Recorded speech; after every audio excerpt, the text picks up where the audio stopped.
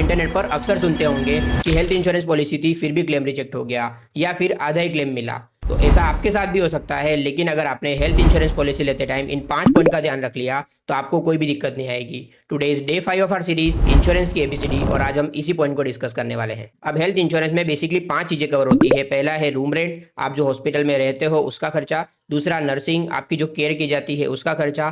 तीसरा मेडिसिन का खर्चा। चौथा आपके जो भी टेस्ट होते हैं उसका खर्चा। और पांचवा डॉक्टर के विजिटिंग चार्जेस। आपके हॉस्पिटल के बिल का 90% अमाउंट इन 5 चीजों से आता है। अब आपको ध्यान क्या रखना है, एक एक करके समझते हैं। पहला है कवरेज। अब आपको कवरेज कितना लेना है। अगर आप सिंगल हो तो आपको 5 लाख की पॉलिसी मिनिमम लेनी है, और अगर आपकी फैमिली है जहां पे 3 से 4 लोग हैं तो आपको मिनिमम 10 से 15 लाख का कवरेज लेना है। और काफी कम रेट में आपको एड ऑन कवरेज भी मिल जाएगा, मतलब आपकी बेसिक पॉलिसी के अलावा 4 से 5 हज़ार का प्रीमियम देकर आपको 10 से 15 लाख का एडिशनल कवरेज मिल सकता है। तो ये कवरेज जितना ज़्यादा होगा उतना अच्छा, क्योंकि छोटी से छोटी ट्रीटमेंट का आजकल लाखों का बिल बन जाता है। दूसरा पॉइंट एक्सक्लूजन्स। अब यहाँ पे इंश्योरेंस पॉलिसी में कुछ चीज़ें कवर नहीं होती, जैसे प्री एग्जिस्टिंग डिसीज का खर्चा। अगर आपको पहले से कोई बीमारी है उसका अगर कोई भी खर्चा होगा तो हेल्थ इंश्योरेंस में कवर नहीं होगा। अब आप कहोगे कि अगर हमने इसको छुपा लिया तो क्या होगा। तो पहली चीज़, मेडिकल टेस्ट वो लोग करवाते हैं, वहाँ पे उनको पता लग जाता है। और अगर मेडिकल टेस्ट नहीं भी हुआ और बाद में उनको पता चलता है कि प्री एग्जिस्टिंग डिसीज था, तो ये पूरा का पूरा क्लेम रिजेक्ट कर देते हैं। इसके अलावा कुछ और ट्रीटमेंट होते हैं वो जनरली कवर नहीं होते, जैसे कि डेंटल ट्रीटमेंट, कॉस्मेटिक ट्रीटमेंट या फिर मैटरनिटी ट्रीटमेंट।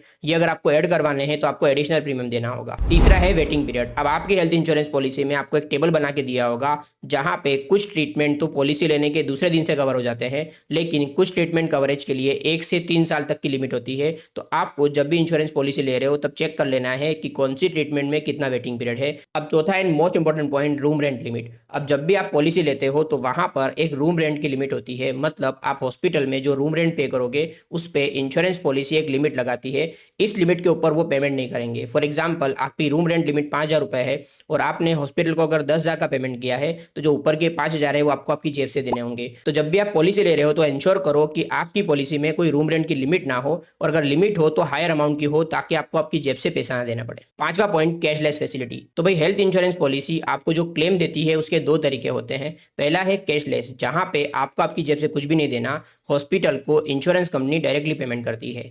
दूसरा आता है रीइंबर्समेंट, जहां पे हॉस्पिटल को पहले आपको पे करना है और बाद में आपको इंश्योरेंस कंपनी रीइंबर्स करेगी। तो जो पहला तरीका है वो बेटर तरीका है, लेकिन इंश्योरेंस कंपनी उन्हीं हॉस्पिटल का कैशलेस ट्रीटमेंट करती है जहां पे वो उनके नेटवर्क की लिस्ट में हो। तो आपको इंश्योर करना है कि आपकी सिटी के सारे बड़े हॉस्पिटल आपकी इंश्योरेंस पॉलिसी के नेटवर्क में कवर्ड हो। ये 5 मेजर पॉइंट्स है जिनका आपको ध्यान रखना है हेल्थ इंश्योरेंस पॉलिसी लेते टाइम। इसके अलावा भी कुछ पॉइंट्स है जो आपको ध्यान में रखने हैं, तो मैंने कैप्शन में उनको टैग कर दिया है। डे 6 पर हम